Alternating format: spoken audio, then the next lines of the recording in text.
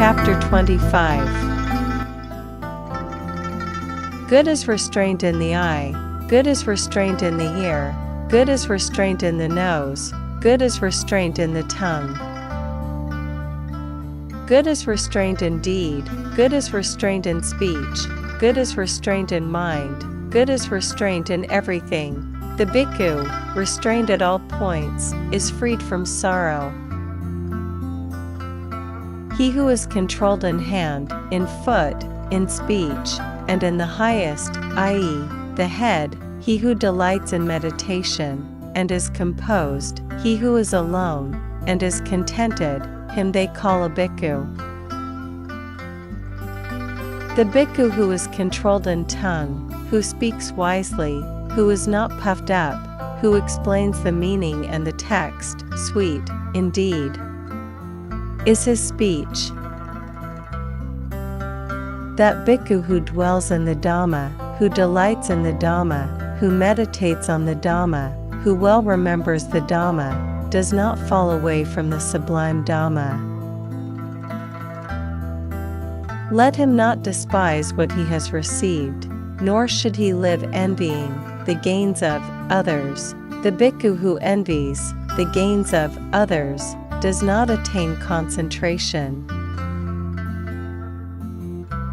Though receiving but little, if a bhikkhu does not despise his own gains, even the gods praise such a one, who is pure in livelihood and is not slothful. He who has no thought of I and mine, whatever towards mind and body, he who grieves not for that which he has not, he is, indeed, called a bhikkhu.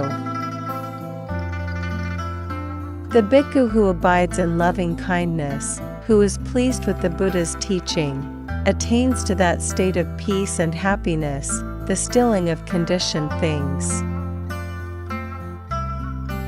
Empty this boat, O bhikkhu, emptied by you it will move swiftly, cutting off lust and hatred, to Nibbana you will thereby go.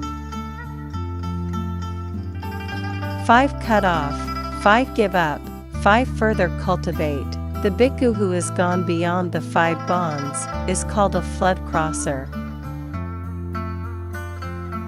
Meditate, O bhikkhu. Be not heedless, do not let your mind whirl on sensual pleasures, do not be careless and swallow a ball of lead, as you burn cry not this is sorrow.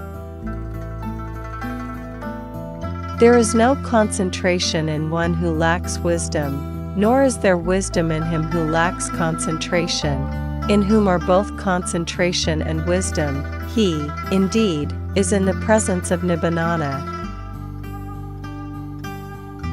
The bhikkhu who has retired to a lonely abode, who has calmed his mind, who perceives the doctrine clearly, experiences a joy transcending that of men. Whenever he reflects on the rise and fall of the aggregates, he experiences joy and happiness. To those who know that reflection is deathless. And this becomes the beginning here, for a wise bhikkhu, sense control, contentment, restraint, with regard to the fundamental code, padamaka, association with beneficent and energetic friends, whose livelihood is pure. Let him be cordial in his ways and refined in conduct, filled thereby with joy, he will make an end of ill. As the jasmine creeper sheds its withered flowers, even so, O bhikkhus, should you totally cast off lust and hatred.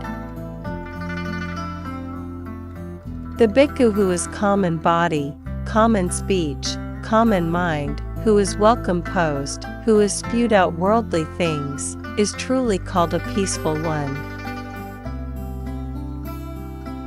By self do you censure yourself, by self do you examine yourself, self-guarded and mindful, O bhikkhu, you will live happily.